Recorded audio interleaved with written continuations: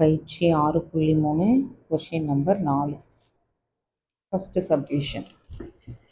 கொஷினில் பார்த்தீங்கன்னா A vector, B vector, C vector கொடுத்துருக்காங்க. என்ன கேட்குறாங்க?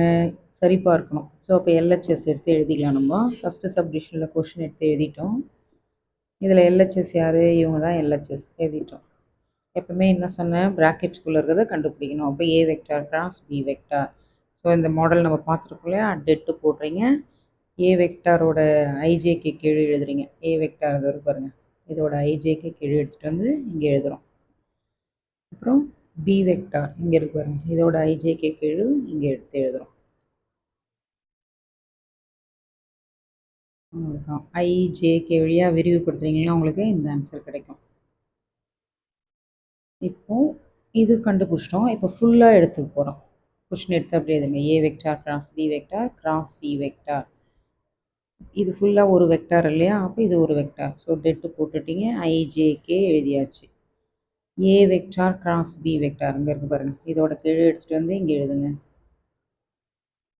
அப்புறம் சி வெக்டார். சி வெக்டார் போய் கொஷினில் போய் பார்க்கணும். சி வெக்டார் ஐஜேகேவோட கீழே எடுத்துகிட்டு வந்து இங்கே எழுதுறீங்க.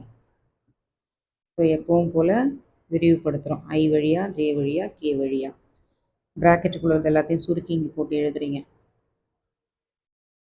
இது சமன்பாடு 1. ஓகேவா?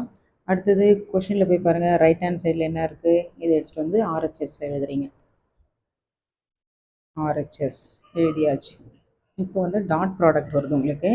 ஏ வெக்டார் டாட் சி வெக்டார். ஏ வெக்டாரையும் சி வெக்டாரையும் டாட் ப்ராடக்ட் பண்ணால் இந்த ஆன்சர் கிடைக்கும். பி வெக்டார் கொஷினை பார்த்து எழுதுங்க. அடுத்து இந்த minus B vector dot C vector இருக்கு இல்லையா? அதை டாட் ப்ராடக்ட் பண்ணால் இந்த ஆன்சர் கிடைக்கும். ஏ வெக்டார் எடுத்து வந்து இங்கே எழுதுறீங்க. ஸோ ப்ராக்கெட்டுக்குள்ளே இருக்கிறத சுருக்குங்க. -11 வரும். இந்த வெக்டார் எடுத்து அப்படியே எழுதுறீங்க. இது சுருக்குனா -7 வரும். இந்த மைனஸும் இந்த மைனஸும் சேர்ந்து +7ன்னு வரும். இந்த வெக்டார் அப்படியே எழுதுகிறோம். இப்போ -11ஆல் இந்த 3 டேர்மையும் பெருக்குனிங்கன்னா இந்த டேர்ம் கிடைக்கும். அடுத்து 7ஆல் இது பெருக்குனா இந்த டேர்ம் கிடைக்கும். இப்போது இங்கே ஐ கேப் போடணும்.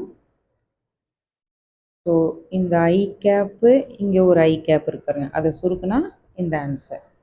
அடுத்தது ஜே பாருங்கள், -55J இங்கே +21J, அதை கழிச்சோம்னா -34J வரும். கே பாருங்கள், -22K இங்கே -7, அப்போ -29K. இது வந்து சமன்பாடு 2.